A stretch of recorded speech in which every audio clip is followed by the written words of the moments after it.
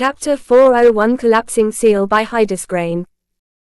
Even if Jason was unaware of what was going on, the mana in his surroundings streamed towards him at a rapid race, actively supporting the completion of the liquefaction process of his first drop of mana. After 6 months, his cultivation rank had increased from the second master rank to the lowest lick stage with 1 liquefied drop of mana in his mana core, which was extremely fast even among those prodigies that had a superior mana aptitude. Everything was thanks to the Solaris baptism, which had cleansed Jason's body from a large amount of impurities, and Petri's race-specific weakening curse that had nullified his soul world's amplification. Adding that he was able to absorb mana at one of the best possible locations, the large mana vein below Syro City, Jason would have been disappointed in his mana aptitude if he were to take longer to liquefy his first mana drop. He had done a few other things in the meantime, like refining his physique or improving his forging skills, but that was still negligible to the time he employed to absorb mana. Jason hadn't even slept and instead absorbed mana, which was possible thanks to the density and purity the mana veins mana had. However, what Jason wondered after he had liquefied his first drop mana was that nothing out of the ordinary had changed. That was until he realized that something within his mana core began to change. Under normal circumstances, he would feel a substantial increase in his combat prowess and an accelerated mana absorption rate after breaking into the lick stage. But Jason could tell that this was not the only thing that would change about him. Once every trace of mana he had inside his mana core was about to be liquefied into the first drop of mana, Jason noticed that it was still not enough. This forced him to liquefy the mana he was absorbing from his surroundings to fuse with the slowly shaping first drop of mana. His mana core was too small to create the first drop of mana, which was extremely weird when he thought about it. One wouldn't be required to have a particular size of one's mana core to create a drop of mana under normal circumstances, yet this was exactly the case, and Jason was forced to postpone his breakthrough for several days. Every time he thought that he had completed the process of liquefying the first drop of mana, the almighty aura in his surrounding had resurfaced, telling Jason that the amount of mana was still far from being enough. He was able to sense this aura too, and despite radiating from it, Jason felt like this aura didn't belong to him. Rather than that, it was as if that aura belonged to someone else who was trying to guide him. However, Jason was unable to comprehend what the aura or the being that controlled this almighty aura wanted from him. Only a month later, by using the amount of mana one would normally require to liquefy 3 drops of mana, Jason was finally able to enter the lowest lick stage with 1 highly compressed drop of mana. It was compressed and had the exact same size the mana drops of others had, but there were faint golden silverish strands Jason was able to see within the drop of mana. This was one sign telling him that his liquefied mana was special. Yet, after thinking about it for a moment, this only told him that he had to absorb 3 times the amount of mana others required to liquefy 1 drop of mana. This would have shocked Jason under normal circumstances if he didn't feel that the first drop of mana he liquefied had opened the gates of his true potential. It was as if a seal he had lived with for his whole life began to collapse, yet he had been unaware that such a seal had even existed inside him. Jason was about to open his eyes and turn to his masters because he thought that they were still nearby him when he sensed something about his mana core was slowly starting to change again. Not only did the seal on his start to collapse, but there was also the faint, yet a familiar imprint of someone's mana fluctuations within him that had been revealed. Suddenly, as if he was pulled somewhere else, he appeared within a white room he had never seen before. However, due to his perception, Jason could tell that this was not real and similar to the state when his mind entered his soul world. As such, he comprehended that he was still in Asterix, while his soul or mind had been dragged somewhere else. A moment later, he saw that someone manifested inside the room, and Jason could almost immediately tell that it was the same being that had visited him twice already. However, this time he could not only see the outlines of this being but the entire person behind the blurred face. It remained silent and Jason couldn't tell what he was looking at as he blurted out, "You are not a human, right?" From the outer appearance, the being who Jason assumed to be from the Celestia race and his father at that, looked exactly like a human. He had fair skin and distinct facial features, while his long silver hair cascading down his broad back and silver eyes gleamed lightly, radiating something powerful which Jason was unable to decipher. Nevertheless, what he could tell was that the glowing, white silverish mark, Jason labeled as stigma, around the Celestia's right eye, was unique and extremely powerful. However, the white silverish stigma didn't end at the Celestia's right eye. Jason assumed that it was spanned over his whole back, where he could see several white silverish glowing rings. It was as if those rings were spurting out of the Celestia's back, yet they had not direct material connection. They had several tens if not hundreds of thousand infinitesimals runes inscribed on them, and Jason could barely perceive them owing to his exceptional eyesight. Other than that, Jason was also able to perceive that the rings were not something external but that they belonged to the body. This was something he could tell from the firm connection his eyes saw. Only the runes were something that didn't belong innately to the rings. They had been engraved on the rings, and intertwined with each other, turning them into one entity. Jason was unable to describe what those runes were, and most of them shimmered in a faint light, while others were not utilized right now. He was shocked about what he perceived in such a short moment, yet, his mind was eerily calm. Those rings didn't overlap either and worked together, amplifying each other, and they threw a faint shimmer on the man that hailed from the Celestia race, who smiled at him gently. "You are exactly like your mother," she asked the same question. Hearing this, Jason stiffened for a moment when the Celestia continued. "This might sound like an excuse, but I feel like I have to say this. I only found out about your existence some time ago. You remember that time? First things first, we won't have much time to talk this time either because my mana imprint on you is extremely weak. This is probably because the imprint was supposed to be on your mother and not on you, but your birth might have changed that. You look healthy, which is good, and I would love to come over to your world and talk with you for some time, but that is simply not possible. Not only would your world implode from the pressure I release, but the world bridges connected to your world are too weak to endure my strength. Furthermore, our race is currently facing some minor problems and I won't be able to leave anytime soon. But let's not talk about that. First, I want to apologize to you and your mother. It has been more than 50 years since your mother, with her beautiful eyes, appeared in front of the palace. The foreign race that brought her wanted to use your mother as some sort of tribute, or if you want to pick it like that, they wanted to sacrifice her. Her eyes piqued my interest, and one thing led to another until one of the youngest members of our small race became jealous about her eyes that can be said to be even superior to our race's eyes. Almost killed, I could barely rescue your mother, but this didn't include her soul world, or whatever humans call it. One day, she became very sick and we thought that your mother would die. However, it was only a few days later that she had suddenly disappeared and nobody was able to find her. You should know the rest better than I do, but I guess that she became sick due to her pregnancy. I don't even want to imagine how painful it must have been as a human to bear the child from the Celestia race. At that moment, Jason's mind was rattling, and the information he received was too much for him to digest at once. Stop.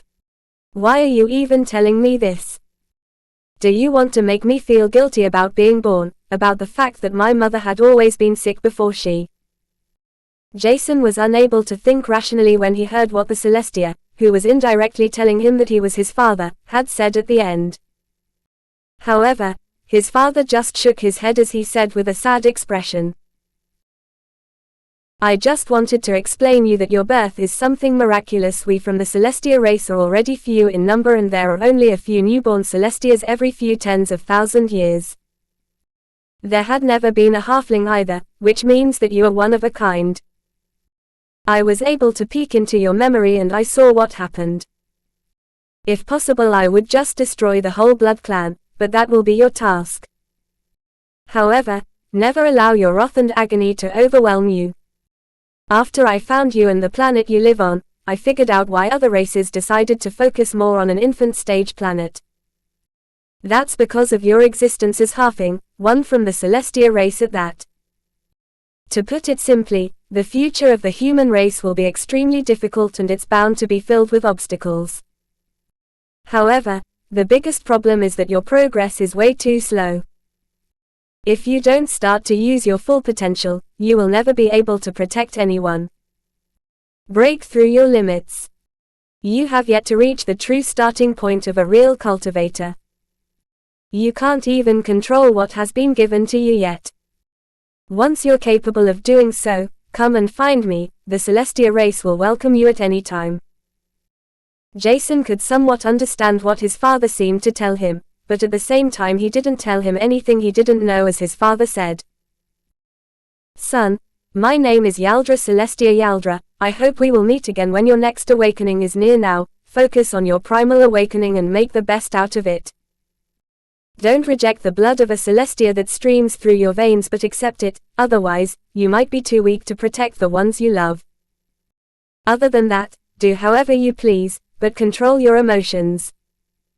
The Celestia race is not a race that hesitates. We storm forward and get our hands on what we desire. See you and don't die. Before Jason was even able to react, the white room around him dissipated as a white silverish hue enveloped his mana core, spreading through his entire being, filling his entire being with energy as his desire for mana had been fully unleashed. What a nuthead. Chapter 402 Awakening by Hydesgrain. From his skin to the tendons, eyes, bones, mana core, mana vein, and even his soul world core, everything was enveloped in the white silverish glow that shone brightly. Jason's body began to release the white silverish glow, filling the surrounding area where only he and the owlbear were left. However, that was not everything, as his 4 soul bonds began to shine in the same glow. It was dimmer, but Artemis, Scorpio, Solaris, and Petri felt that something about them was to change. Meanwhile, Jason was still sitting in the center of the mana vein, attracting huge streams of mana that began to flow towards him at a rapid pace. It was eager to enter his mana core and mana eyes, whose desire and demands to absorb more mana more increased manifold. Their desire turned into unparalleled height, and Jason couldn't even ask himself how he should be able to saturate this desire. The sheer mass of mana that weighed on him suppressed Jason, who was unable to move a single inch. After he had forced his eye to open, which released a dense golden glow that had begun to intertwine with the white silverish glow, the weight seemed to have become lighter, but it was still difficult to move. It was not as uncomfortable as before when his mana eyes began to act on their own accord out of the sudden. The golden silverish color that had small white colored traces within began to envelop Jason tightly. This allowed the mana that had already been attracted by the white silverish mana to enter his body and act according to Jason's intention. Shocked about the fact that the golden silverish hue could move around the mana in his surroundings and even within his body, Jason compared it to an extension of his own body. Unfortunately, he couldn't find a different word to explain what he sensed right now. It felt similar to the time when he summons his soul bond's body part through the fortified soul conjunction, with the sole difference that the golden silverish hue belonged to him alone. Suddenly, the amount of mana streaming inside his mana core and mana eyes increased drastically as Jason heard a loud roar next to him. This roar didn't feel like it stemmed from his soul bonds or a beast that was about to attack, but more likely from a beast that was overjoyed or filled with pride because it had achieved something. However, Jason, who had been unaware of anything in his surroundings, used his sheer willpower to open his eyes, only to look into compressed mana and the eyes of a bear-shaped existence that had the appearance of an owl. Yet, instead of being scared, Jason could instinctively tell that the owlbear, which was the name he called it, had been using the white silverish glow that filled the small cavern hall, in which they were.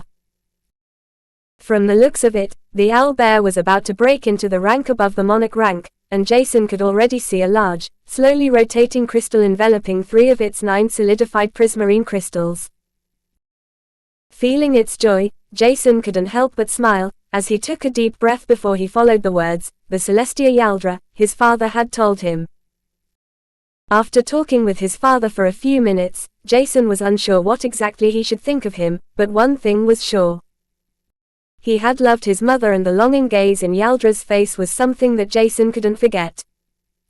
As such, he was finally ready to accept the bloodline of the Celestia race which he had tried to deny by any means. This didn't mean that he would neglect the fact that he was a human, one with extremely precious mana eyes at that. From what he sensed earlier, the golden glow his eyes had released belonged to him, while the white silverish glow was something he had yet to accept entirely. Doing this would mean he accepted and acknowledged his Celestia bloodline. But, instead of forcing the white silverish hue to accept him, which would indirectly indicate that he had to be accepted and not that he accepted his bloodline, Jason decided to take the most radical way he could think of. Thus, he didn't try to control and retract the white silverish hue. Jason used the huge stream of mana around him to control it carefully, inserting it into his eyes. The golden glow around him intensified as it began to enlarge, overwhelming the white silverish glow in his surroundings. But that was not where it stopped. The golden glow began to annex everything in its surrounding, from every particle of mana to the white silverish color. Everything had been suppressed and taken over by the golden glow. Using the mana it annexed within a moment to enlarge further, the whole mana vein began to glow in a dense golden silverish light with faint, white stripes squirming inside it. The golden light seemed to be more dominant until Jason was able to perceive that the white silverish light seemed to retaliate. While he tried to focus his mind on both what happened in his surroundings and trying to control the amount of mana his mana core was absorbing, Jason could tell that a huge fight was about to start within him. It was not that his human part was being dominant, trying to fight against the Celestia race's inheritance he was about to accept for the first time in his life. Rather than that, it was more like both the human and the Celestia part of his genetics were trying to get to know each other. The only aspect the golden glow that stemmed from his eyes had forced was the encounter between both sides of the same coin. One could say that his mana eyes were the only part about Jason that belonged to both races, the human and Celestia race. Even though Jason knew that his mother had unique eyes, even without his father telling him about their past, his eyes were something else, more unique than his mother's. As such, he had thought that he could use his unique mana eyes to annex everything, forcing it to stay together and get to know the other side of the coin. After the owlbear perceived the golden silverish hue, it began to shiver in fright, sensing that something huge was about to happen. It had already reached the low prisma stage a while ago and didn't have to use Jason's aura as a means to comprehend the following cultivation aspects. As such, it decided that it was finally time to leave the crowded area. Yet, after deciding that it wanted to leave, it sensed that the surrounding area was completely filled with the golden silverish hue that seemed to restrict its spatial affinity for the time being. Forcing its way through the spatial restriction that was not especially strong at Jason's current capabilities, the owlbear opened a spatial portal through which it stepped. However, that it appeared right next to Shane, Dahlia, Emily, and the batch of soul bonds that was absorbing the surrounding mana to break through the current shackles had been an accident. What they didn't expect was that their mana absorption rate increased by a large margin when the golden hue, something they had only seen from Jason before, had begun to envelop the entire mana vein. Nobody expected the sudden appearance of a beast that was several times stronger than Shane, yet, instead of attacking him, the owlbear stared at Artemis, Scorpio, Solaris, and Petri in shock before it manifested a spatial portal below them. This spatial portal threw them straight to Jason, leaving behind his shocked masters and Emily. After that, the owlbear left the mana vein by manifesting another spatial portal. What the hell happened? Shane mumbled, barely being able to perceive that they escaped death by a hair's breadth. There was nobody who could answer his question. If someone were to tell him that this was a gift from the owlbear, to Jason, who had made it possible for the beast to break through the shackles of the rank it was already stagnating for the last 3 centuries, he would probably call this person insane. Despite his disbelief, this was exactly what had happened, and Jason, who was still trying to find the balance between his two heritages that tried to have the upper hand, This was important as it decided Jason's future path and which heritage would become more important for Jason's future development. Nevertheless, using the golden glow his eyes released, fighting against each other had become impossible, forcing them to accept each other at a slow and steady pace. Jason's origin as a human and Celestia had yet to accept each other completely, as the golden glow had already annexed every little trace of the white silverish glow, before they started to intertwine, fusing into one entity. The golden color was slowly marked with white stripes that spanned through the whole area it had enveloped, while the silver gleaming color intertwined with the golden color, turning into something he had never seen before.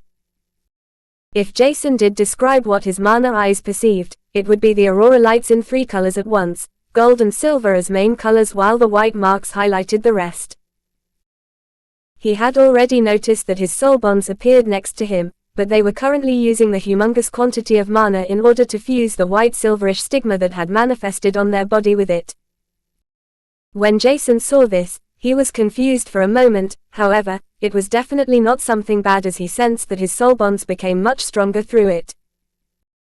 As such, he was able to continue with what he was supposed to do to complete his awakening as he retraced the golden silverish hue, with white marks spanned through it, at a rapid pace. Now to the painful part. Chapter 403 Metamorphosis by Hydesgrain. In the beginning, Jason didn't feel anything special, but the moment the gold and silverish hue had been completely retracted into his eyes, they began to hurt as if they were ripped apart. His entire being had been enveloped by the white silverish light before the golden glow had annexed it, and Jason was able to perceive that he would undergo a metamorphosis. The white silverish glow he had annexed and retraced into his eyes was suddenly released, spreading through his eyes. While the pain in his eyes began to intensify, Jason forced himself to release the majority of it in order to instinctively envelop his skin, tendons, eyes, bones, organs, mana core, mana vein, soul world core, and every single cell in his body with it. The golden silverish glow listened to his every command without any reluctance, but instead of releasing a large margin of the golden silverish color, everything had been unleashed at once. However, Jason didn't worry about that because it felt natural, as if it was the correct path he had to take. The quality and quantity of the golden silverish hue within and around his eyes were several times higher than it was in every other area too. At that moment, the white stigma on his soulbond's body began to glow up as it began to change, influenced by the transformation of Jason's aura that had been manifested through the primal awakening. A faint golden silverish color enveloped the white stigma, trying to be embedded within it. This was advantageous because it indicated a certain degree of acceptance of the Celestia race's heritage. The instinctive acceptance was mainly based on the fact that the awakening Celestia bloodline perceived the one trait about the human race that was superior to the Celestia race: mankind's soul awakening and the fact that they could bind strong beasts to their soul. However, if there was one aspect the awakened Celestia bloodline had to base the willingness to accept the human heritage, it would be the fact that Jason's soul awakening was the result of both the human and Celestia race's inheritance, exactly like Jason's unique mana eyes. Unfortunately, this acceptance of his soul bonds and soul world didn't reduce the pain Jason was feeling, even by a tiny bit. Instead, his eyes and soul were what ached the most. At the same time, he felt the pain of his soul bonds as the white stigma, which had traces of golden and silver colors embedded on it, fused with their body. Yet, instead of being able to take care of his soul bonds, Jason felt the need to survive his own metamorphosis first, which was more than fusing with a small stigma. As such, he had to focus on himself while trying to bear with the pain that intensified with every passing second. The mana the golden glow had annexed within the silver light was rapidly used up, and Jason was left without any reserve of mana as the golden silverish glow enveloping his body intensified again. Suddenly the surrounding mana that had stopped moving for a few seconds were swirling around, and to Jason, it was as if the surrounding mana was a small child that had been praised by its mother. At a shocking velocity, a compressed, dense, and purified stream of mana shot towards Jason, whose golden silverish hue that looked like a paper-thin membrane that was tightly stuck to his body, absorbed everything. The amount of mana he had absorbed was multiple times that of his masters together, and his whole body desire for more did not decrease, instead, it increased. It was only the tip of the iceberg, and Jason noticed that his entire being couldn't think of anything else but mana. Jason was completely unaware about how much time passed, but he knew that his soul bonds had already fused with the stigma. His primal awakening inherited them, several days, if not weeks ago. He lost the track of time, and the only thing he was able to sense was that his physique became stronger, while his mana core had enlarged in size. Meanwhile, his soul world had changed substantially too. It had increased several times in size. The golden hue inside it had turned to golden silverish light, while every single affinity the soul world had awoken became more vibrant. At the same time, the fortified soul conjunction Jason had formed with Artemis, Scorpio and Solaris became thickened and received an additional change which Jason had yet to find out, while his bond with Petri, the newly hatched petrification serpent, became stronger with every single day passing. After Petri had overcome his trauma with the help of his other soul bonds, he became more active, yet he remained close to anyone around him. Petri had yet to do something entirely alone, and Jason was fully aware of that. However, he couldn't pay attention to this right now, because he felt that his metamorphosis was about to be completed. There was only the final step left, which was to fuse with the stigma that had formed above his right eye. Jason assumed that it was similar to that of his father, which would mean that it didn't look hideous. Yet, after he was able to think about it, the pain he had felt subsided. He couldn't help but worry about the stigma's appearance. If I walk around, openly showing my stigma, I might as well execute myself right now, he told himself inwardly. Only sometime later, he recalled what his father had said about his capabilities and that he was unable to control what he had been given. Thinking about the aura that indicated him as the descendant of someone from the Celestia race, Jason couldn't help but wonder if it was possible for him to disguise both this aura and the stigma he had yet to fuse with. Foreign races can sense my aura either way. That means it doesn't make that much of a difference if I fuse with the stigma too. It might attract more attention, but I should be able to cover it once I learned more about the Celestia race. I can't stop my awakening anymore either way. Let's advance straight ahead. Using his surrounding mana that seemed to be waiting to be utilized as a means for Jason to fuse with the stigma. However, what Jason didn't expect was to notice that the merging process had already been completed a few seconds later. The only thing he perceived was a large stream of mana being infused in the stigma that had been engraved above his right eyebrow. After that, there was a short sting he barely felt before the whole process had already been completed. Is that the grand finale? Jason asked himself, somewhat disappointed when he began to sense that his whole body, which had been transformed during the last few weeks, connected to each other. Every single cell, that had once belonged only to the human race, accepted the refinement and awakening of the Celestia race's blood, embracing and strengthening each other. This did only happen after the stigma, whose manifestation was the last step of the primal awakening, merged with his body. It stretched from the base of his nose, spread above his right eyebrow, down to the corner of his right eye, creating a shape similar to a reversed, white glowing wing that had faint golden and silver-colored stripes mixed within the white glow. After everything was concluded, the golden silverish hue that had enveloped Jason during the whole metamorphosis dissipated, leaving behind a minority of it which Jason could retrace without problems. Too many things about his body changed, and one could even say that Jason himself had changed completely. There was not one part of his body that hadn't transformed. He was not sure how much time had passed, but after looking at his soul bonds, he knew that it must have been quite some time. The best indicator to tell how much time passed was Petri, who had hatched right before he started with the liquefaction process of his mana. At that time, he was a small, 20 centimeters long green-scaled serpent with brown goldish-colored eyes. However, now he had already reached 3 meters in size, and Jason doubted that this was something that could happen in 3 days' time. Taking a look around, Jason could tell that he was in the core of the mana vein with his soul bonds that had worked hard. Smiling lightly, he caressed all of them, only to sense that their stigma began to lighten up when he touched them. At the same time, his own stigma began to glow lightly too, and he was able to sense everything his soul bonds sensed. This didn't indicate their emotions, which were something Jason could already sense before, but every little detail about his soul bonds' bodies was perceivable by Jason and vice versa. It was undeniable that this was scary, but Jason thought that this new feature might help to purify Scorpio's mana core and body with Solaris' help. Chapter 404 Your Eyes by Hydesgrain. Because he was not sure how much time had passed, Jason assumed that it was best for them to leave the core area of the mana vein as soon as possible. His masters were probably worried about his well-being, but this was not the reason for Jason to hurry up.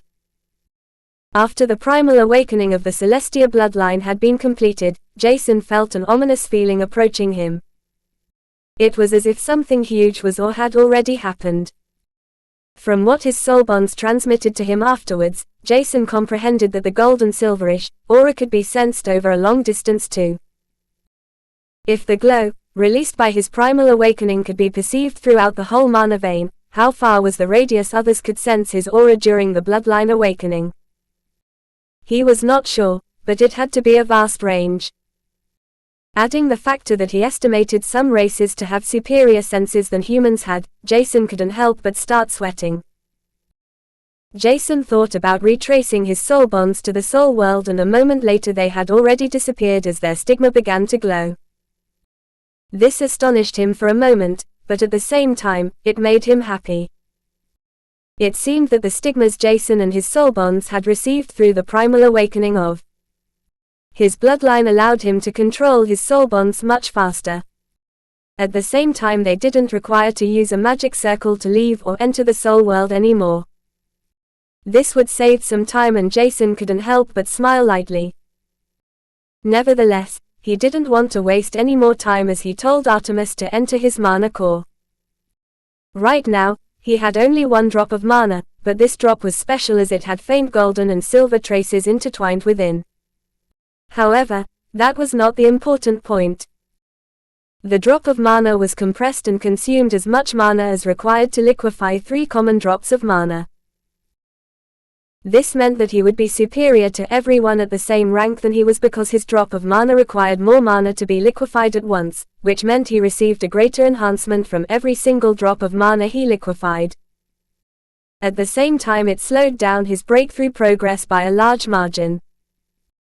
Shaking his head to prevent any complaints in his mind to surface, Jason noticed that Artemis had already entered his mana core before he manifested her wings. From the soul amplification of 100% which he would obtain from any soul bond within his mana core under normal circumstances, he received only 50%, thanks to Petri's race individual weakening curse he had obtained several months ago. Yet, those 50% were enough to increase his strength by around 20 drops of liquefied mana, which indicated that Artemis had already liquefied 40 drops of mana. She had around 25 drops of mana after 6 months, and she was suddenly transported to the mana vein core from the owlbear somewhat in the middle of my awakening. How much time passed? 3 months. Maybe 2 months. Jason was confused about how much time had passed since his awakening. This was extremely important to determine how dangerous their situation was, or if something bad had happened. There was also the possibility that his primal awakening was unnoticed by anyone because Asterix was relatively far away from other islands. Nevertheless, it was always better to be careful about such things. The Shadow Walker might have left without doing anything to him, but that didn't mean other races would do the same. As such, Jason, who had already manifested Artemis wings, flew through the narrow cavern tunnel his mana eyes perceived perfectly down to the finest detail. He was not even required to slow down his speed that was shockingly fast as he appeared in front of his masters, Emily, and her soulbond, which had already grown to a 6-meter-long green feathered rock, in less than an hour. Upon appearing in front of them, Jason had reduced his flying speed drastically by adjusting the position of his wings as he landed in front of his masters. "Are you finally done?" Shane teased Light, trying to cover his shock, when he saw the reserved wing-shaped stigma above his head. A moment later he saw Jason's eyes, which caused him to exclaim, "You're..." Shame started only for Emily to shout out in shock, "Jason! What happened to you?" When Jason's mature face and toned physique had been handsome and pleasing to look at before, he looked now like a mix between gorgeous, handsome, yet powerful. The faint aura radiating from him showed his strength, which was something that Jason couldn't control yet, and Emily couldn't help but stare at him in shock. Other than growing to a height of 1.85 meters, Jason could tell that lots of things about him had changed, and it was nothing special that they were astonished. He felt the same after all. His skin was more refined than before, and he could tell that his leaking mana fluctuations in addition to the stigma above his right eye should be shocking. As such, he smiled brightly as he pointed at the stigma. "Don't worry, the stigma is something I obtained when I liquefied my mana. It caused the awakening of my bloodline, but let's talk about that later. We should depart as soon as possible. I don't know how much time passed, but other races might have sensed my awakening." Even if Jason's words sounded like he was in a hurry, his whole demeanor was calm, and his shoulders that looked like they had become broader were completely relaxed. There was no tension within Jason, and he felt better than he had ever felt in his entire life. His mana eyes received the biggest improvement after the awakening, and Jason was still trying to figure out its limits. But one thing he noticed was the fact that he could filter out certain mana fluctuations by simply thinking about it. At the same time, his mana core's size was much larger than it had been before, even without receiving any soul amplifications. While the mortal stage was seen as the enlargement process in one's mana core's size for most foreign races, this was different for the human race. There wouldn't be any more augmentations in one's mana core's size for common races, and the exceptions were peculiar. At least if one were to exclude bloodline awakenings that happened with most stronger races whose newborns couldn't handle the fully awakened bloodline after they had been born. Unsealing their bloodline slowly allowed them to slowly adjust to the increased strength they would receive. Those enhancements were in physical strength and their mana core's size. However, humans were completely different, because their mana core size could increase continuously as long as their soul bond didn't have a limited potential, or one's soul was too small to bind more soul bonds. This meant that humans were able to attain a larger mana core size than foreign races, as long as their soul world was large enough and they had suitable beasts to bind to their soul. In that sense, Jason was extremely unique and one of a kind. After merging with the Celestia bloodline that had awakened, Jason sensed that he could unseal his bloodline at a steady pace once he was strong enough to handle it. At the same time, he had to be careful of possible surrounding dangers and the fact that he required a terrifying high amount of mana. When he had his next awakening, Jason estimated that the mana vein would either be devoured by him or that this might not even be enough to supply his second bloodline awakening. The thought that this might be the case shocked him greatly, but even more astonishing was the fact that he could expand his mana core's size more than everyone else did. Not only did he have the perks of being from an extremely strong race, whom he didn't know anything about, but Jason had also mankind's soul perk, a soul world. If Jason utilized everything properly, he could turn into a monstrous existence that might displease other races. He had to be careful about everything and decided that it would be best to test out how to disguise his stigma and the aura enveloping him. Both were factors that could endanger him and everyone around him, which was something Jason wanted to avoid at all costs. However, before he was able to test out if the concealment technique he had practiced was something he could combine with other aspects to conceal everything, pointing out that he had the blood of the Celestia race within him, someone interrupted him. It was Dahlia who jolted him out of his train of thoughts by using her fingers to snap at Jason's forehead. "What? Sorry, I was in my own train of thoughts. There are so many things that changed so suddenly and everything about my body feels new." Dahlia smiled lightly, covering the worried glint in her eyes, when Jason saw himself in her own eyes as she said, "Your eye color changed." Jason, who could also see this in Dahlia's eyes, couldn't believe what he saw because he didn't expect his eye color to change so suddenly. Furthermore, he didn't feel anything special about his pupils that could have caused them to change their color so suddenly. Before, he was already considered a unique case with high distinct golden colored eyes, but when he took out his light longsword, he utilized as a mirror to see himself, Jason couldn't help but mumble. "What is that bullshit?" Turning his head to his masters, he asked. "Why do I have a mixture of golden and silver colored eyes now? What is that? They're just weird now and definitely not something one would label a normal trait." Jason began to panic a little bit, which caused his masters and Emily to smile lightly. A moment earlier, they saw how calm and calculative Jason was about the dangers that might approach them. This made them wonder if his whole demeanor changed after he had undergone his awakening, but that didn't seem to be the case.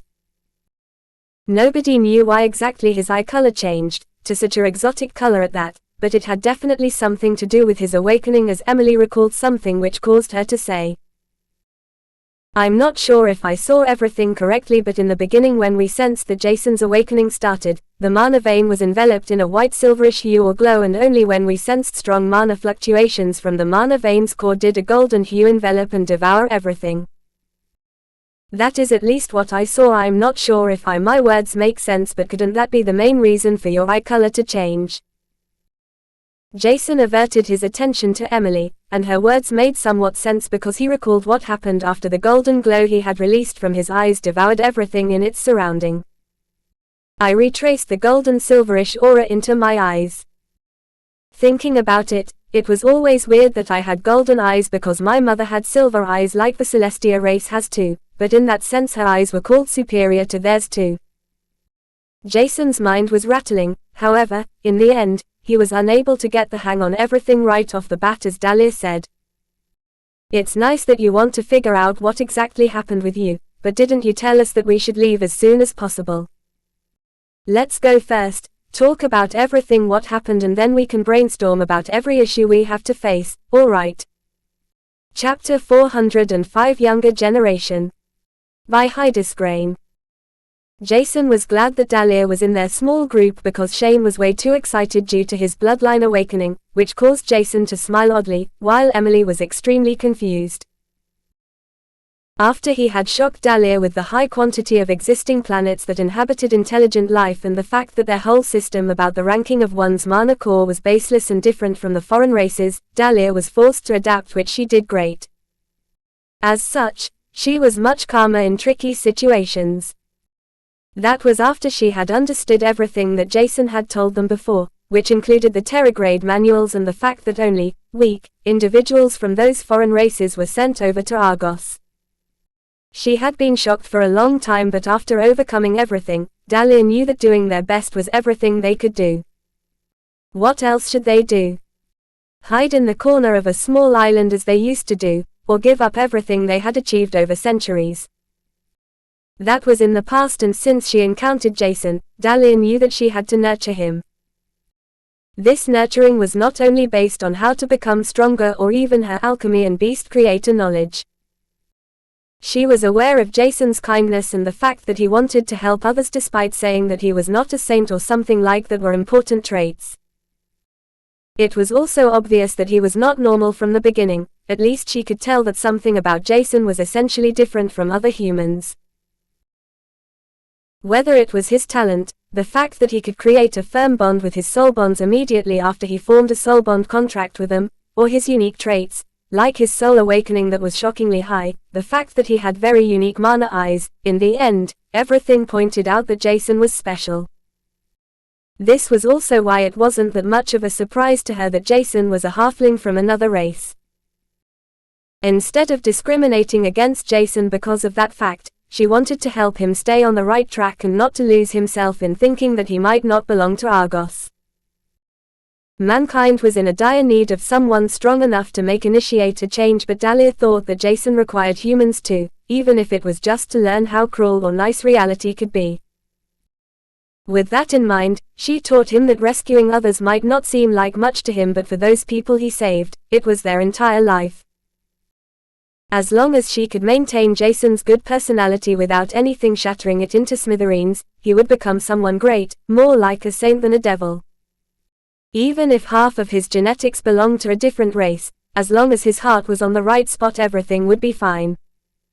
Shane calmed down the excitement within not long after he saw Dahlia's serious expression as he said, "Let's depart to Canir." Jason, who was deep in thoughts again, thought that he hadn't heard his master correctly and he looked at Shane with confusion. Canir? Wouldn't it be better to rest for a few days and talk about everything to understand what's currently happening on Canir?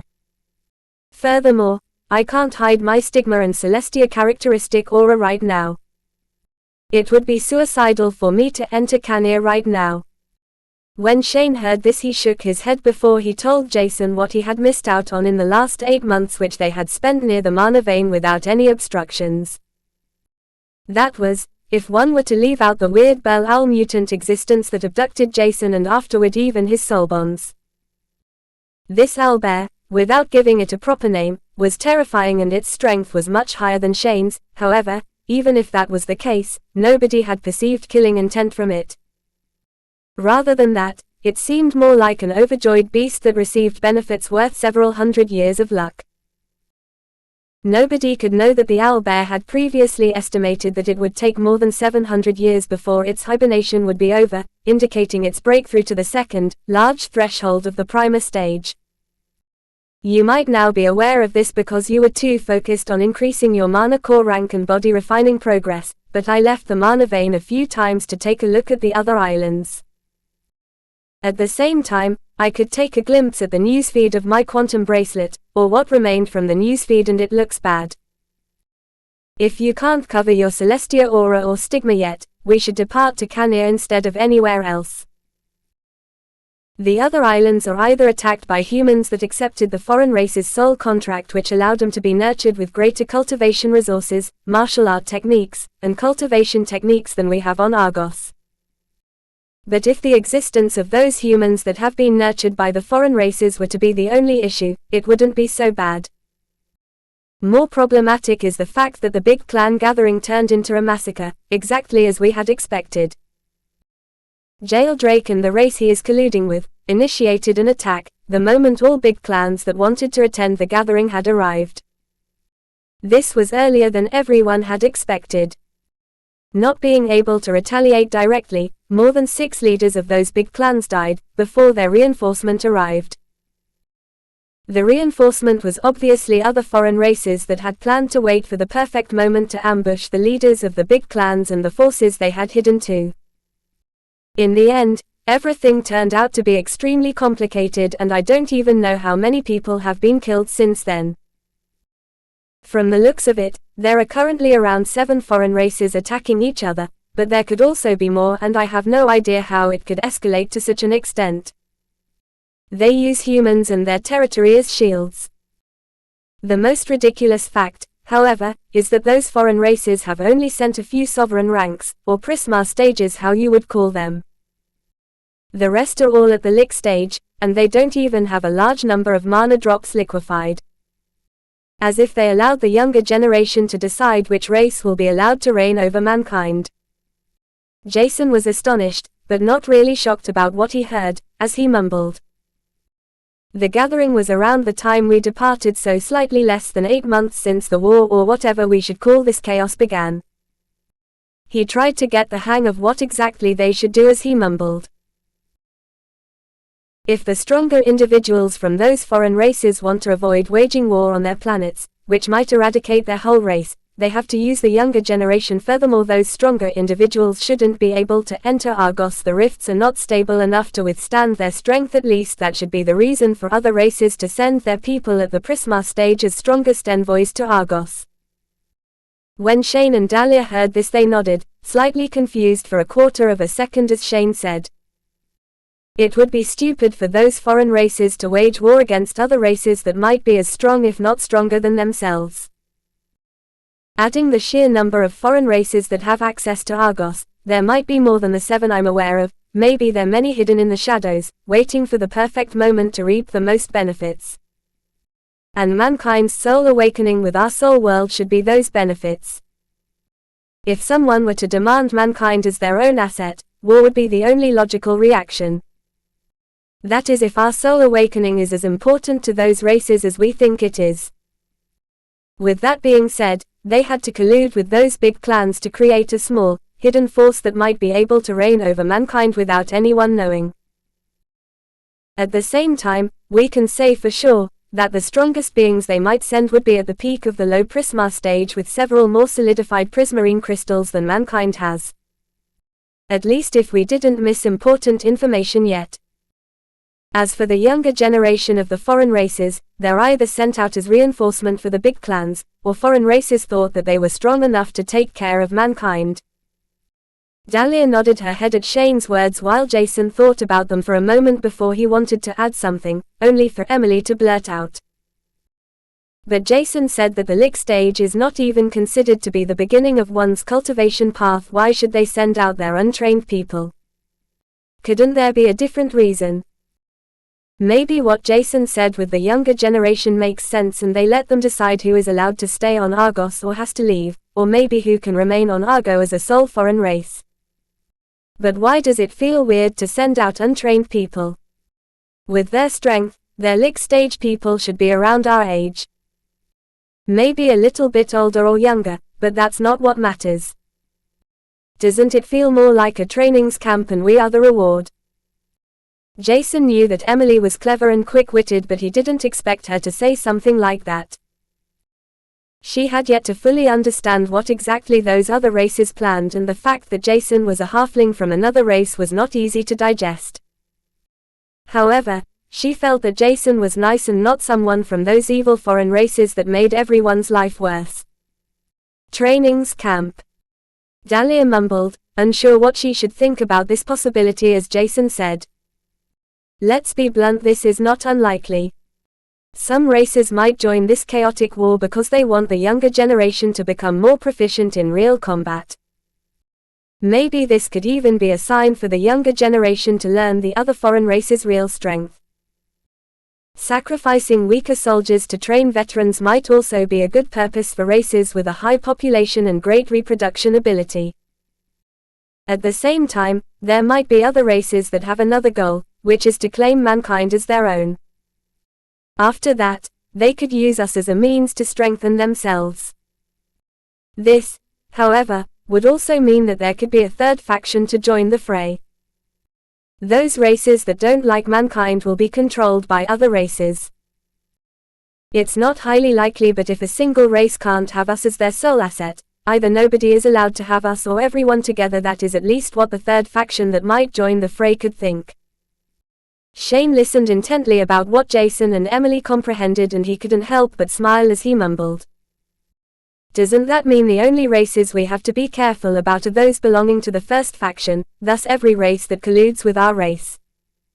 However, when Shane had said this, Jason added, and mankind itself. Chapter 406 Loophole by Hydesgrain. Scratching the back of his head, Shane couldn't believe that Jason and Emily's comprehension allowed him to understand their whole situation much better. He could.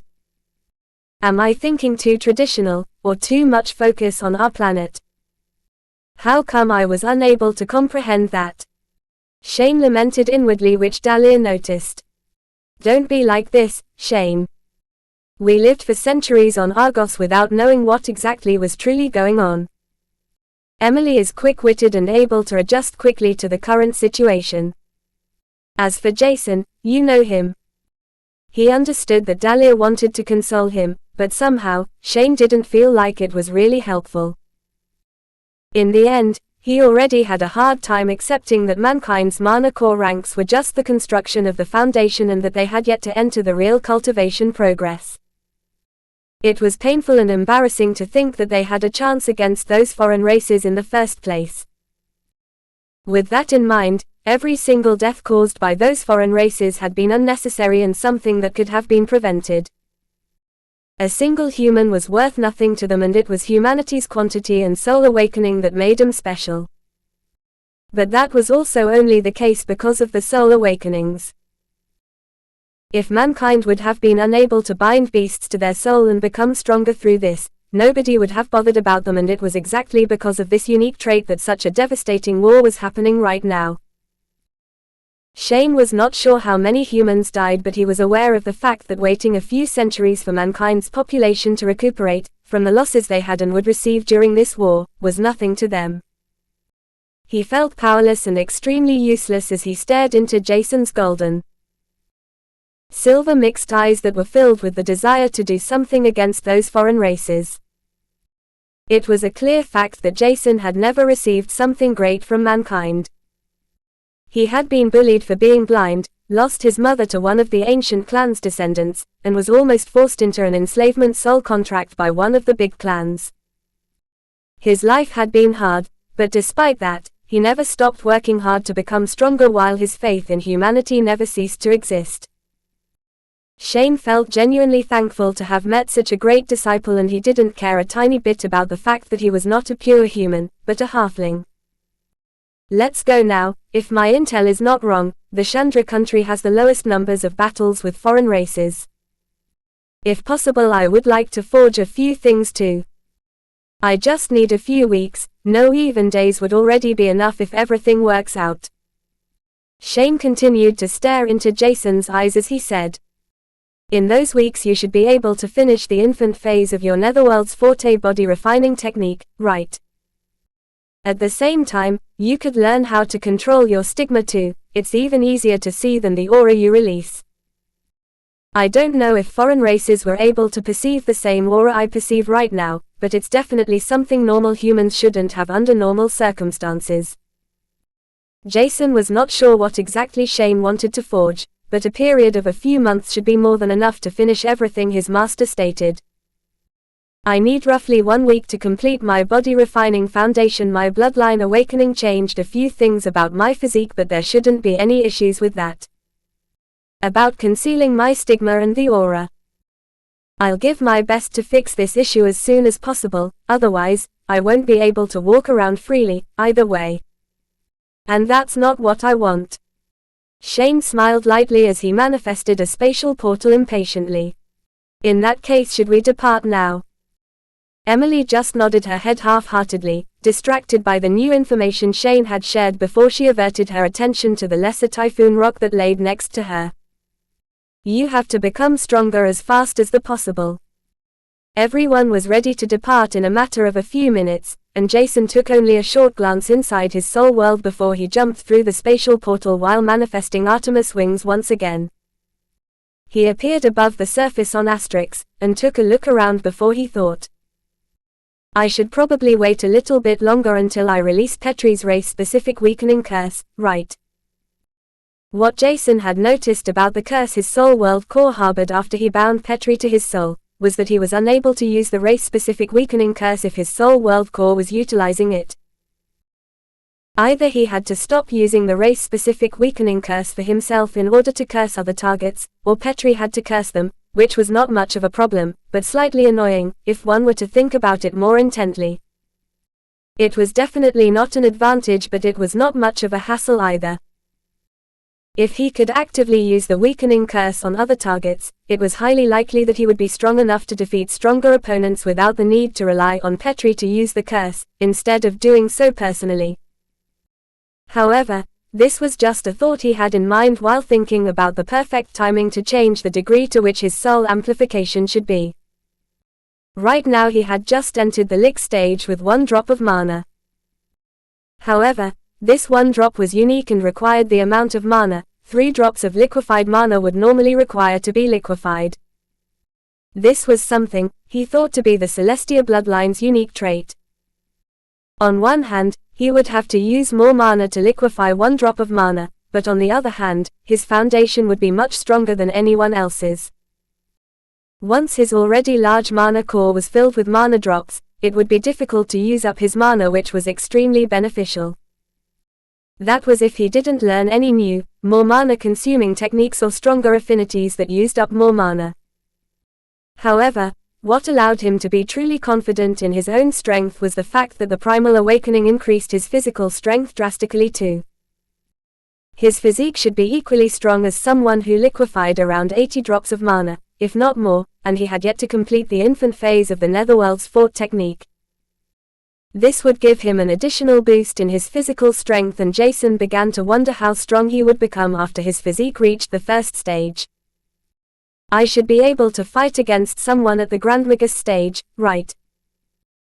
If Jason didn't misunderstand humanity's mana core ranking system, which said that every 10 drops of liquefied mana indicated a new level at the Magus rank, while the 100th liquefied drop of mana allowed one to be called a Grandmagus. After that, every 100 drops of mana were a new level within the Grandmagus rank before one would enter the Lord rank with the 1000th drop of mana. This might not look like much, but most common prodigies required 6 months to liquefy 1 drop of mana. That was without using any cultivation resources and at the beginning, when one was not proficient in liquefying mana. As such, one could say that liquefying another drop of mana after 2 to 3 months would be a decent goal to achieve. But even then it would take 250 years to enter the first Lord rank. Fortunately, one's mana absorption rate would increase with each level and rank one would pass, while the same applied to one's control over mana, which allowed those prodigies to become faster after liquefying a few dozen drops of mana. This meant most humans that were labeled normal prodigies could enter the Lord rank after around 150 years. That was if they received resources to absorb mana without interrupting their cultivation too often and for too long. Jason didn't even want to think about something so cruel. Fortunately, his mana veins, his control over mana, perception, the amount of mana he could absorb, almost everything improved insignificantly. Now, Jason would have more problems finding places that would allow him to absorb enough mana without the need to use too many additional cultivation resources. While they were traveling with the help of Shane's spatial affinity, with which he manifested several hundred up to a few thousand spatial portals to reach Kanir in a matter of hours, Jason's mind was focused on the soul world. After the primal awakening, everything, including his soul world, changed completely. This included that his soul amplification increased too. It was not only his world that received an augmentation but also his soul amplification, the connection to his soul bonds, and the soul energy recuperation process. Jason was not sure about how high his current soul amplification was, but if he were to estimate, it should be around 40%. This means that if he were to deactivate the race-specific weakening curse within him right now, he would receive a 40% amplification from every soul bond he had. Scorpio has reached his racial limit with 20 liquefied drops of mana. Artemis has already accumulated 40 drops of mana. The drops of mana Solaris created won't give me an amplification, and Petri has yet to enter the lick stage.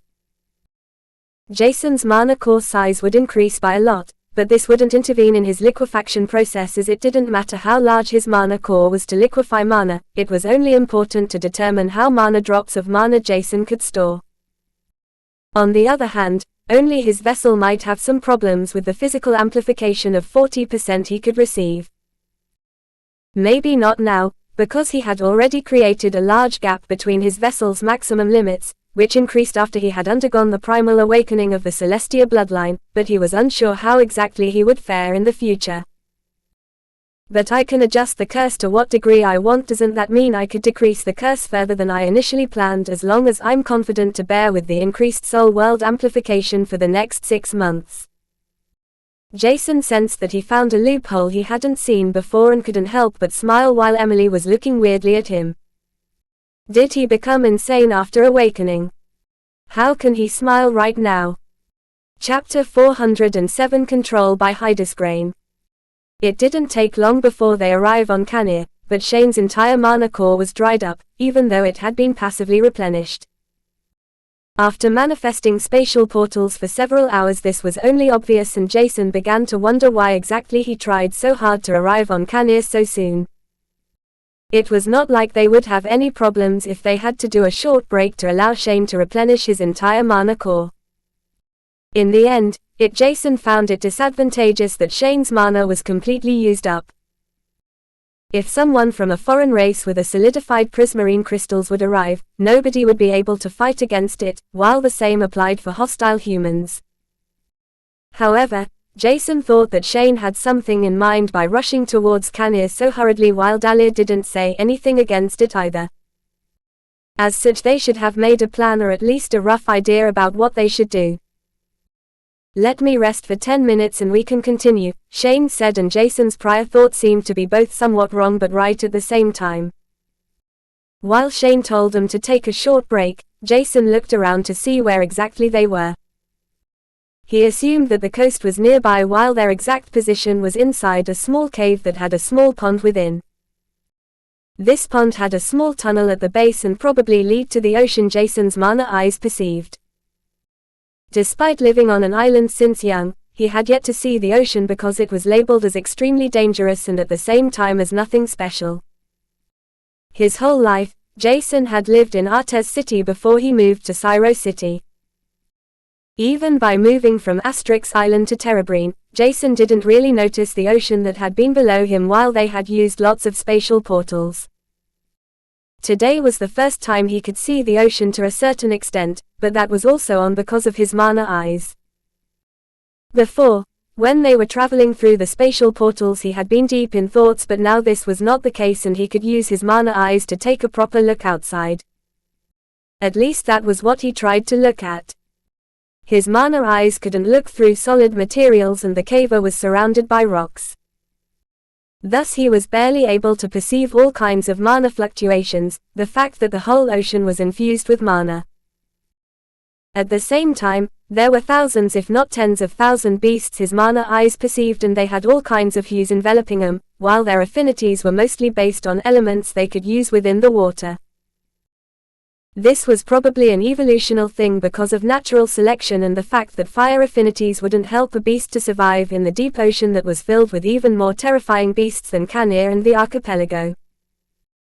Thinking about it, a fire affinity might not be useless, but it would have to be extraordinarily strong or have unique traits that allowed flames to burn within the water. While looking through the cave, which was probably not only near the coast but more like between the coast and the ocean, the stigma above his right eye began to glow faintly. Absorbing mana from the surrounding, Jason began to notice that his sight became more detailed. The mana fluctuations he had perceived faintly before became more vibrant, while the mana fluctuations that had already been distinct seemed to become visible to his bare eyes, and he had to rub them to see if he was not hallucinating. It felt like he could truly see everything that was infused with mana, which included multiple beasts whose outlines he had only perceived before. Their scales were faintly visible and most fishes he saw were nothing special, as a 6-meter-long, camouflaged fish shot out of the darkness below, devouring a few fishes out of the small swam a moment later. This 6-meter-long fish had a thin body, dark scales, and a distinct darkness transmutation in its mana. However, Jason didn't care about any of those beasts because he could truly see it, even though there was a wall and more than 500 meters between them. If that was not shocking, Jason did not know what shock truly means. Thus he explained his situation to the others, who could only look at him in confusion. Nobody said anything for some time before Dahlia hesitated for a moment when she said, "I don't know if this could be the case, but your mana eyes had always been great and you were able to see mana fluctuations easily, right? Now, after your primal awakening, this should have been augmented a few times. You also said that the stigma began to absorb mana and that everything became even more vibrant, which means that this could be the reason you can visualize everything you perceive. To put it simply, every living being has its own mana fluctuations. That is something we know. As such, you could also say that the mana fluctuations are a living being's identity. Your mana eyes might be able to decipher the information hidden within the mana fluctuation, maybe. So, it might be possible to tell information like one's appearance from a living being's mana fluctuations. But that would mean I know how to read the information subconsciously while deciphering them. How is that possible? Is that the stigma's doing? But why would it do something like that? That doesn't make sense because the stigma feels more like an augmentation. Maybe my eyes that have been augmented through the activated stigma are able to read and transfer that information." Jason was again deep in thoughts. During the last few hours, he had already enough time to think about what the stigma can be used for. In the end, Jason realized that it had multiple purposes, but all of them had something in common. The stigma augmented almost everything around Mana. When his stigma had been absorbing mana, it started to augment his mana absorption rate, the mana circulation speed, his mana eyes' overall capabilities. Other than that, it also increased the mana output Jason could release at once, which would also increase his affinity's strength by a large margin. This was already extremely powerful, but this was not everything. When Shane told him to rest for some time, his soul bonds emerged next to Jason without using the magic circles that would have normally been used to leave a soul world. This was another perk, and his soul bonds wanted to experiment much more with the stigma too. They had already figured out that by using the stigma, they could see everything within the other individual they came in touch with. Jason assumed this to be another perk of the stigma and not his mana eyes, because his soul bonds were able to see everything inside each other too. However, the most shocking fact Jason's soul bonds figured out was that their affinities would be enhanced while the stigma had been activated too. It was not a high augmentation, but more than enough to demonstrate how powerful the stigma they had obtained through Jason's primal Celestia bloodline awakening. He had known that liquefying his mana to mana drops would allow him to undergo a drastic change, but the metamorphosis he had gone through was on a completely different level than he had expected. Not only was it extremely shocking, but Jason was also aware that it might be extremely dangerous if someone were to find out that he and his soul bonds had those stigmas. Jason was not sure how many races had such stigmas, but he could tell that they were powerful and not something every race should have.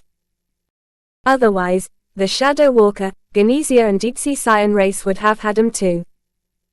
While Dahlia and Shane were still pondering about Jason's words, he suddenly said, "I'm not sure how safe it is to enter a city right now. I have yet to learn how to control my Celestia aura, and the stigma seems to be stronger and more unique than I expected. To learn more about it, which is a necessary step to conceal or retract it somehow, I'll probably need a few weeks." Both Shane and Dahlia nodded their heads, while Emily was taking care of her lesser typhoon rock that was as needy as Artemis and his other soul bonds were. "We know that, but there is something I need, and I don't think she will give it to me without seeing you. It's difficult to explain, but I can promise that everything will be helpful to you. I know that you're uncomfortable by going out without being able to control your body, but can you trust me, please?" Chapter 408, Old One, Heifer by Hydesgrain. Jason didn't expect that Shane needed something from someone, and it sounded even weirder to Shane that this person had to see him in order to hand over the things Shane required. He was missing lots of information right now, but the fact that Shane asked him to trust his decision, and that he said, "Please," made Jason's stance clear. Until now, he hadn't done anything great for his masters, who had supported him to their fullest capabilities. As such, he should at least trust them. That was the bare minimum he could do. Since old Drake's betrayal, Jason had problems trusting other people, but what kind of life would he live if he were to never trust anyone in his entire life again? That sounded unfavorable and extremely uncomfortable. Living a life where you can't trust anyone would be annoying and frustrating. In the end, he would have to rely on others sometimes too. To put it simply, he had already relied on Shane and Dahlia quite often. As such, he told himself that trusting his masters was the bare minimum he could return to them. Smiling at him, Jason could help but say, "All right, let's go then, but I guess you won't tell me what you exactly need from this person, right?" Jason was curious about what Shane might need from someone else, but seeing that his master tried his best to avoid talking about what exactly he required and for what reason, he couldn't help but feel that Shane was still somewhat childish. It was not like he was never serious, which he definitely was, but sometimes Shane was overly excited or acted like a small child. In the beginning, Jason had thought that Shane was cold and distant, but after getting to know his master, he could tell that it was only an outer layer, something Shane put on to disguise his true behavior. This was not necessarily bad, because there were many people that would ridicule Shane for his behavior if he were to openly reveal it, instead of acting differently in front of people he trusted. Opponents wouldn't take him seriously too, and some people might even take this chance in order to use their knowledge against Shane. After Shane heard what Jason said, he couldn't suppress his smile anymore as he teasingly said, "Obviously, I won't tell you what I need from this person. But I would recommend you to wear a mask until we enter the city. It might be a little bit annoying to enter the dome without an ID, because everything turned upside down since war started. But it should be fine as long as I can reach her." Jason somehow understood what Shane implied. Everyone without an ID should be labeled as an invader from another world at this point, and he couldn't help but become doubtful when he heard, "as long as I can reach her." This told Jason that his master had yet to get in contact with the woman he needed something, and he couldn't help but ask, let's just say if you can't reach this woman, what should we do?" Smiling dryly, Jason could see how his master was unable to say anything to this as Dahlia intervened. "She will answer. At least if she didn't die, which is something that shouldn't happen. If I were to guess, she will be the last amongst our generation to die, and that's not even an exaggeration, because I doubt that anything or anyone can take her down." When he heard this, Shane became interested in this woman, but he was unable to ask, knowing that he wouldn't receive an answer either way. As such, he just nodded his head when Shane told them that he had stored enough mana. However, before they departed, he took out a crimson-colored messenger crystal that was already starting to crumble, before Shane inserted mana into it. When the messenger crystal had been activated, less than half a minute passed before they heard a voice that was both young, yet old. "Lil, Shane. You're still alive. That's good to hear. I don't think you used one of the messenger crystals uses just to chat with me, right? What do you want?" Jason was unable to tell whether the woman Shane had called was nice or not. She seemed to be glad that Shane survived but didn't want to talk about other things. At the same time, the woman said, "Lil, Shane," which indicated that the woman was much older than Shane was. "Is she one of the old ones?"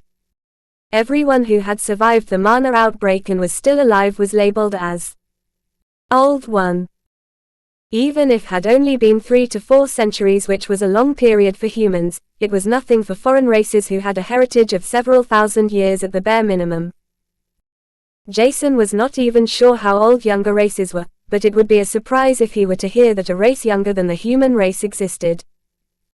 In the end, 300 to 400 years was nothing, and Jason was fully aware of this. Even his masters should know this, and it would be more astonishing if mankind's old ones were unaware of the fact that their titles were nothing but empty words. "Hey heifer, I'm still alive as you can hear. We'll come over in a few minutes, there is someone I want to introduce to you." "Don't you mean there is something you need from me? You wouldn't come over in those chaotic times mankind is facing if there were nothing you need. Furthermore, the Drake clan is still searching for you. Besides that, it was not bad to hide in the lion den. I heard a lot about you. Asterix would be one of the last places I would have searched for you." Apparently, the woman was called Heifer, and Jason could tell that she was straightforward and didn't really like the hesitation Shane was currently showcasing as Jason mumbled, "Why are they jumbling back and forth? Doesn't that waste more time than explaining everything neatly?" He didn't notice that his voice was too loud, and Shane turned around to Jason, glaring at him as if he had killed someone as Heifer, the woman Shane had been talking to, said with a faint trace of joy in her voice. "Who is that greenhorn that a moment ago? I doubt that he is your son, but it should be the someone you wanted to introduce to me." "Well, he is not wrong. Let's not waste too much time and come over. I'll talk to the city lord and tell him that a small group I'm acquainted with will arrive soon." After she said that, her voice changed, and Jason could tell that she was about to speak to him as Heifer said, "I know that our short chat seems weird for you, but you have to know that there are foreign races who can change their voice. I was trying to figure out whether it's the real Shane or not. You might not be aware of this, but most foreign races are no laughing matter." Shane nodded his head faintly, even though he doubted Heifer's words a little, while Dahlia remained silent, thinking that Heifer and Shane were missing something as Jason blurted out Dahlia's exact thoughts. I might not know much about most races, but I know that the red messenger crystal Shane activated can only be accessed with Shane's individual mana fluctuations, which he should have imprinted into the crystal before the runes had been engraved. There might be races able to change their voice, but I doubt that they can replicate Shane's mana fluctuations perfectly. On the other hand, there is always the possibility of Shane being used as the host of a parasitic race, so I guess it's not wrong to be careful. He could also be abducted, tortured, and forced to activate the messenger crystal, but the efforts to do the latter are vast, to put it simple terms. But I apologize if my words sounded rude. I did not plan to voice out my thoughts. It was an accident, and I hope Ms. Heifer can accept my apology.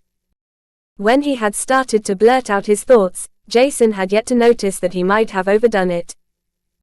As such, he apologized in the end, hoping that he could prevent making Heifer angry. However, instead of doing so, she sounded extremely calm as she said, "Come over, Shane, I want to see this youth. You wanted to introduce him to me either way." Chapter 409, Antiquarian by Hydesgrain. Jason was unsure whether the woman called Heifer was angry or not, but what he knew for sure was that something except her age made Shane respect her a lot. As such, he told himself that there had to be something unique about the woman who wanted to see him. They had planned to meet her either way, as such it was not a problem, and Shane told Heifer that they would arrive in less than 10 minutes.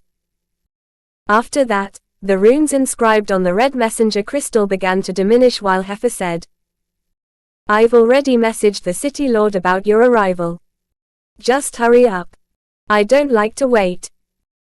Hanging up the call, Heifer, who looked like she was in her early 30s, sat down on the chair she previously sat on as she looked through the small antiquity shop she had. Why does he want to come over now? And who is this youth? His knowledge about foreign races and the messenger crystal is not something he can easily procure. Did Shane teach him all of that? Heifer was a tall woman with a height of around 1.83 meters, with solid-long red hair and deep, brown eyes, who couldn't help but feel that Shane's arrival might be more interesting than she initially thought. When the call ended, Shane and the others decided to eat something small, which they hadn't done for a very long time before they departed. Using numerous spatial portals, they arrived in front of a large city that was enveloped in a complex mana dome that Jason had never seen before. Emily was also astonished because she could sense the difference between the domes, one Terebrine and the one in front of her. Andra, the city in front of them, was only a B-grade city, but it was much grander than the B-grade cities Jason had seen before. This was one of the differences in Kanir. Every city was large and had a population in the millions. However, that was not everything. The mana density and purity were much higher compared to Terebrine and Asterix. It was still lower compared to the center area of the mana vein below Syro City, but Jason could tell that he was able to absorb much more mana than he would be able to on the archipelago.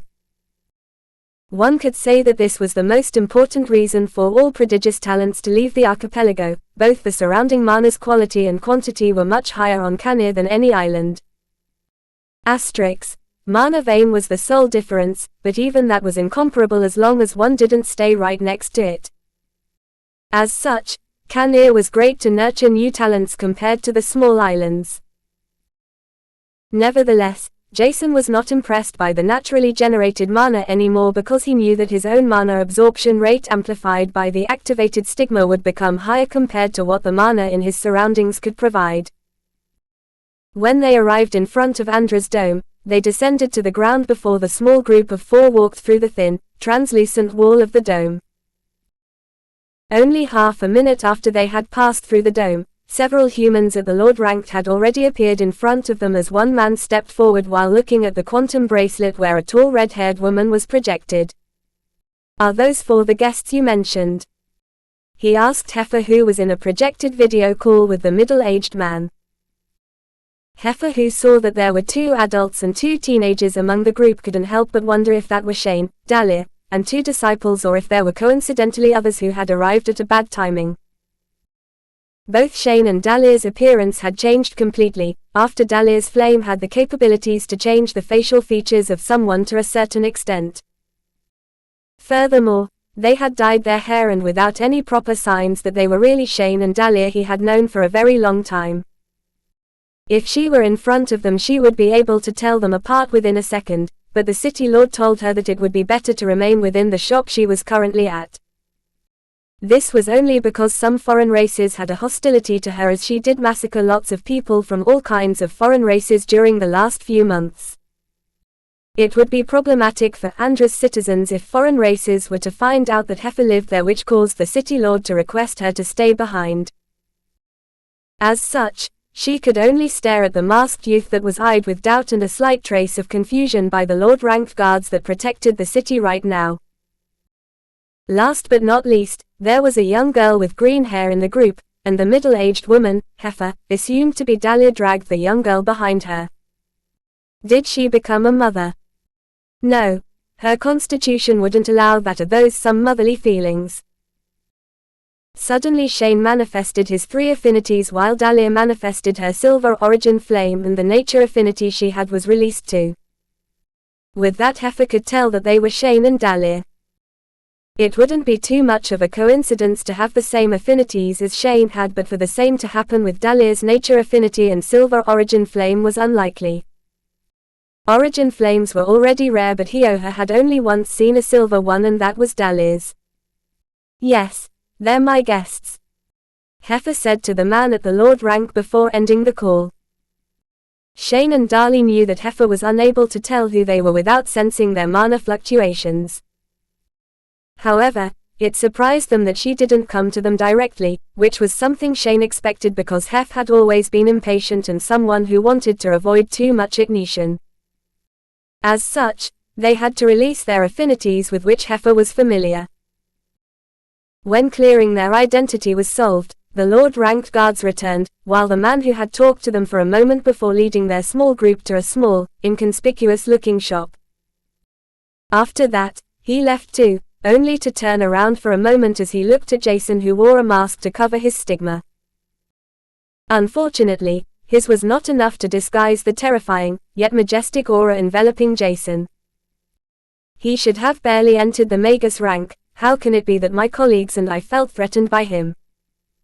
The young man couldn't get the hang of what he perceived, and the only thing he was sure about was that the youth was a real prodigy.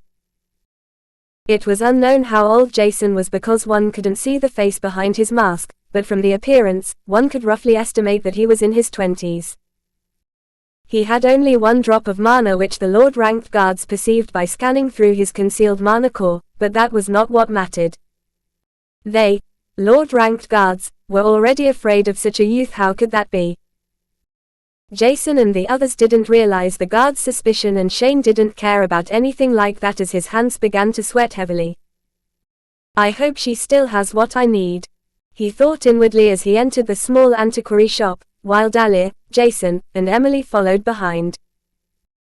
After the 4 of them had entered the small shop, they approached the counter where Heifer was already seated, waiting impatiently as her gaze was involuntarily drawn to Jason.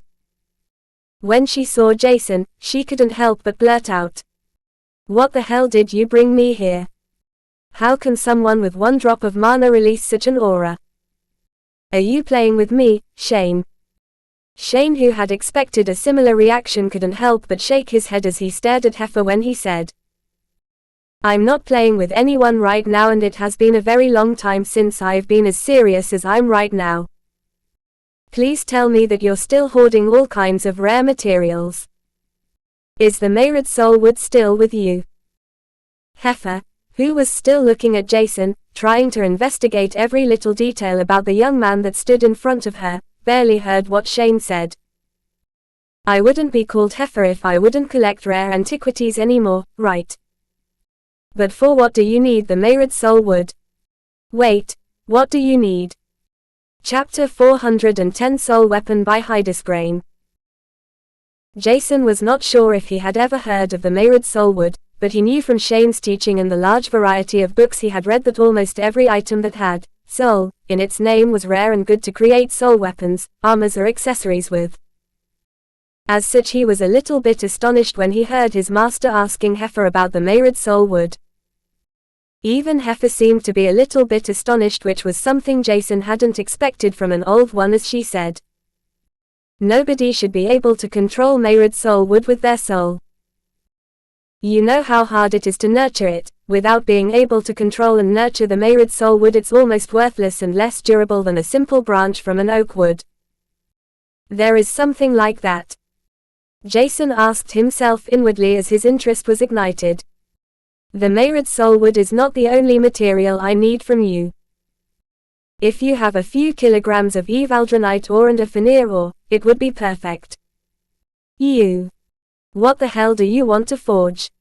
Can your soul take it? Your soul's world is already occupied and there is no space left. The Mehrid Soul Wood can't be nurtured without occupying a large part of your soul world.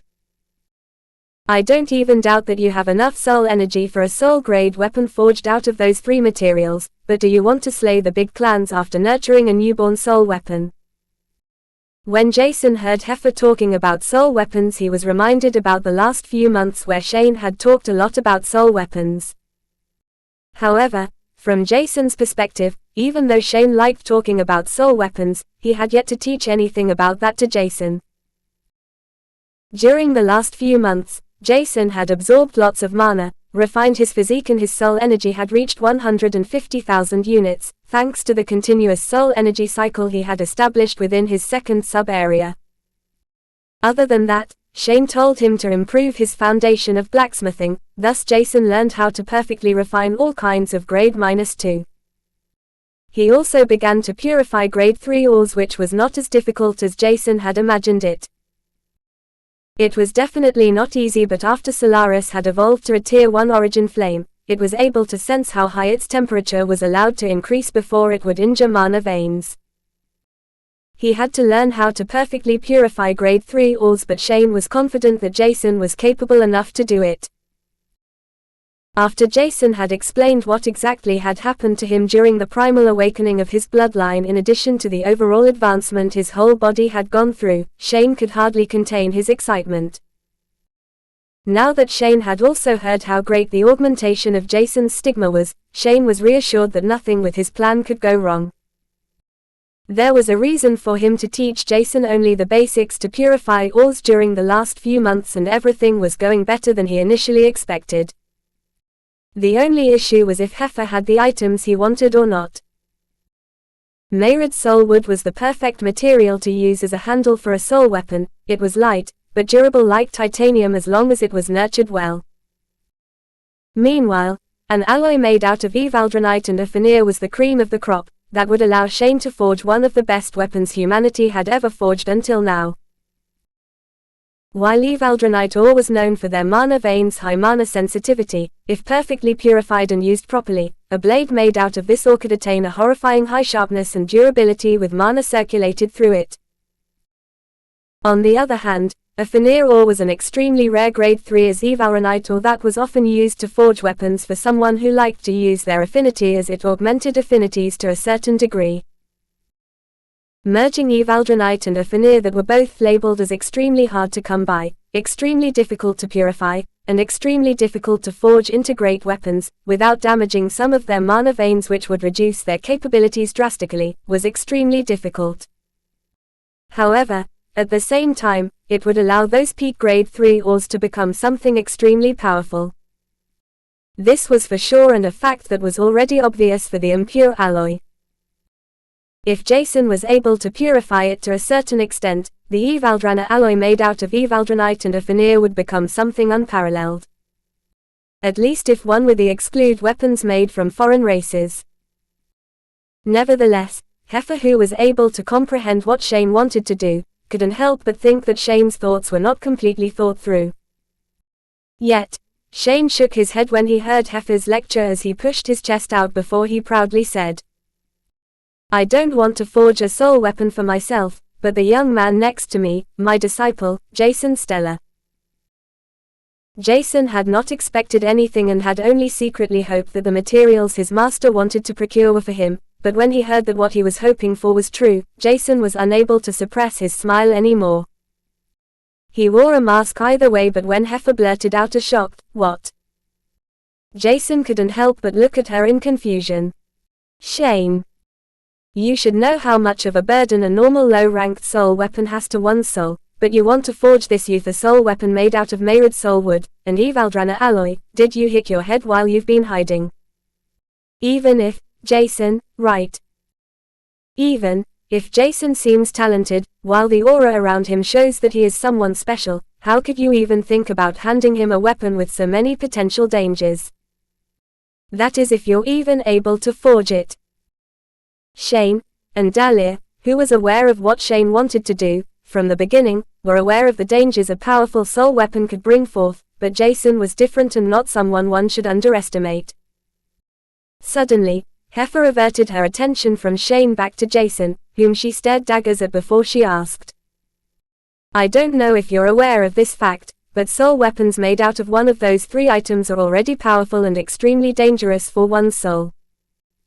That is, if your soul can't cope with the burden such a weapon brings forth. However, combining the Mayrid soul wood will occupy a large space within your soul world, and the possibility that it will annex your soul energy is not small either. At your age, you won't have enough soul energy units left as long as you can bind even one more beast to your soul. Meanwhile, Evaldrana alloy made out of Evaldranite ore and Afinir ore increases the necessary used soul materials demand for more soul energy and an even larger piece of your soul world. It might have to occupy the area for 3, maybe even 4 soul bonds could use." Jason was happy about the free lecture Heifer gave him, but it was somehow unnecessary to hear all of that. At least for him.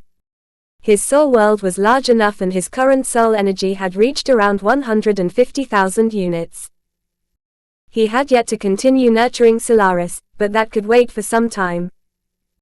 At least until he reached a higher soul energy unit with which he would receive several thousand soul energy units from the continuous soul energy cycle per day. Using some of the soul energy units from those few thousand, his growth wouldn't stagnate nor decrease. Instead, the exponential growth would be slightly less. However, that was something Jason could accept. As such, when Heifer said that a soul weapon would be nurtured by occupying his soul energy, he was fine as long as nothing would be burned. Solaris was already enough to make him annoy him by absorbing 3 soul energy units in order to occupy the 4th soul energy unit. This meant that instead of 1,000 soul energy units, Solaris required 4,000 soul energy units to increase the number of soul energy units it occupied by 1,000. As long as soul weapons don't destroy my soul energy or hinder the annexed soul energy units from being used with a soul energy strengthening technique, like the Heaven's Hell technique, I'm fine with it. Heifer looked at Jason when she heard his words, as she wanted to add that one's physique would have to cope with the burden too, when Shane suddenly said, "Jason, just take your mask off, why are you playing around like that?" "I didn't play around but couldn't find the right timing yet." He lamented inwardly while talking of the pitch-black mask, revealing his golden silverish glowing eyes and the white glowing stigma above his right eyes that had thin golden and silver strands within. "Is that a trait?" "Huh.